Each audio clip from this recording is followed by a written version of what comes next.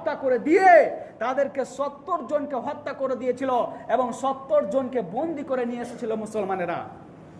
আজকে মুসলমানদের সংখ্যা কম, মুসলমানদের সংখ্যা কম। এর কারণ মুসলমানদের সংখ্যা কম, কিন্তু আল্লাহ তাআলা আমাদের উপরে নারাজ আছে বলে আজকে আমরা এই পিটাই খাচ্ছি। যদি আল্লাহ তাআলার যদি নারাজগি আমাদেরকে বন্ধ করতে হয়, তাহলে আল্লাহ তাআলা যা আমাদেরকে সৃষ্টি করেছেন, কাজ দিয়েছেন, সেই কাজকে ফলো করে আমাদেরকে চলতে হবে। যদি না চলি তাহলে আমাদের অবস্থা কি হবে? পা বল দেখেছেন? পা বল যেরকম নাতি এবং দাদু গেছে পা বল ফুটবল খেলা দেখতে, এবং গিয়ে তার নাতি তাকে জিজ্ঞাসা করছে, দাদু এই পা বলটাকে কেন লাথাচ্ছে সবাই মিলে? এদিকে যাচ্ছে তো ওরা লাথাচ্ছে, ওইদিকে যাচ্ছে তো এরা লাথাচ্ছে, ওইদিকে যাচ্ছে তো ওরা লাথাচ্ছে, কেন?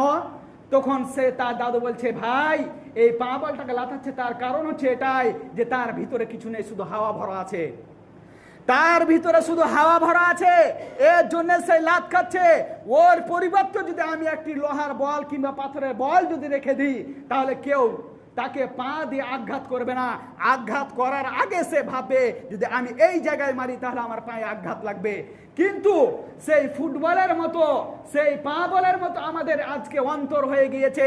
আমাদের অন্তরের মধ্যে আজকে কিছুই নাই, আল্লাহর ভয়ও নেই, আর রাসূল আকরাম সাল্লাল্লাহু আলাইহি ওয়াসাল্লামের সুন্নাতও নেই, মসজিদ নেই, নামাজ নেই, রাসূল আকরাম ইসলামের আমাদের জ্ঞান নেই।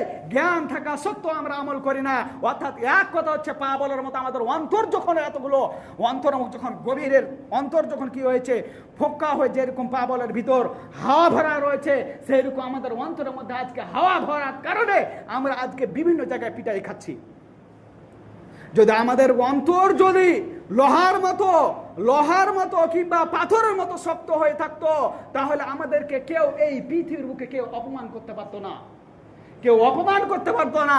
তার কারণ যার একটা উদাহরণ দেব, যেমন ধরুন যে রাসূল আকরাম সাল্লাল্লাহু আলাইহি সাল্লামের যুগে, রাসূল আকরাম সাল্লাল্লাহু আলাইহি সাল্লামের যুগে হযরত উমর ফারুক রাদিয়াল্লাহু তাআলা আনহু তার ঈমানের কত তাজা ছিল যে হযরত উমর ফারুক রাদিয়াল্লাহু তাআলা আনহু যেই রাস্তা দিয়ে যেতেন, সেই রাস্তা দিয়ে শয়তান যেত ভয় পেত।